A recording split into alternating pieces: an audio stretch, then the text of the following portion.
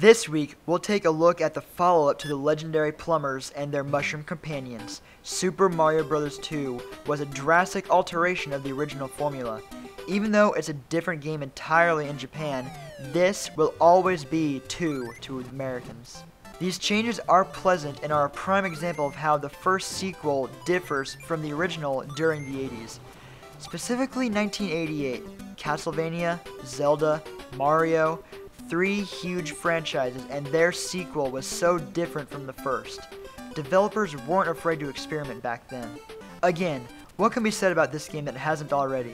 The biggest change it offered was the chance to play as different characters. In that regard, this game should just be renamed Luigi in Subcon, because he is the best character to play as the entire game. He runs faster and jumps higher. He also controls a little floaty, which allows for more accuracy when landing from a long jump. He can also pick items up at a quick rate. Toad beats him out of picking things up, but he is the slowest and worst jumper. If you use Toad, do so on the desert levels. Mario is okay. He's the most average of all the characters, but after playing as Luigi my whole life, he does not handle very well. And finally we have Peach. She is a little quick, and this game introduced her float ability, something her parasol would replace in later games.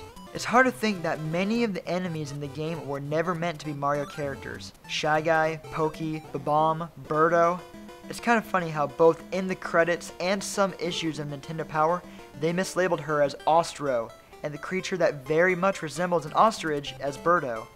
And also, Clawglip? Nice. This game is somewhere in the middle of hard and easy. If you know where all the secrets are, it's a breeze. But what makes it hard is a well-placed enemy like a Sniffit or Panzer to really piss you off. There are some levels that are just bullshit. On World 4 2, these whale streams can actually hurt you if you run into them. I thought they were friendly. Or this on 6-2, riding on the backs of birds the whole level. The optimal strategy is to collect as many coins as you can so you can play the lottery to gain more levels. Aim for the cherry to guarantee a free guy.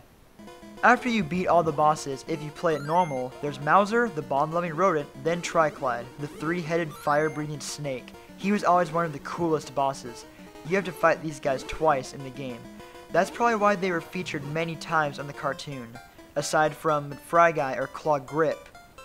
Oh yeah, the original Super Mario Bros. Super Show is a combination of the original game, but it borrows a lot from this game. No doubt because they came out around the same time. Okay, so you made it to the end. You stormed the final palace of World 7-2, avoided all the sparks and the 2 Birdos, and the bird head that tried to eat you for some reason. It's time for Wart. He is perhaps the most underrated villain in any game ever. His sprite design is nice and his artwork is cool. He also takes more punishment than any other boss in the standard Mario series. His boss music is fitting as well. For the Smash Bros. Voting, I chose Wart. Nintendo should really give this overgrown frog another chance in a future game, and not just a re-release of this one. And there you have it, Super Mario Bros. 2. Mario dreamt the whole adventure, but damn, that was an awesome dream. This is a great game and a little overlooked in the series. Regardless, this is a requirement for any collection.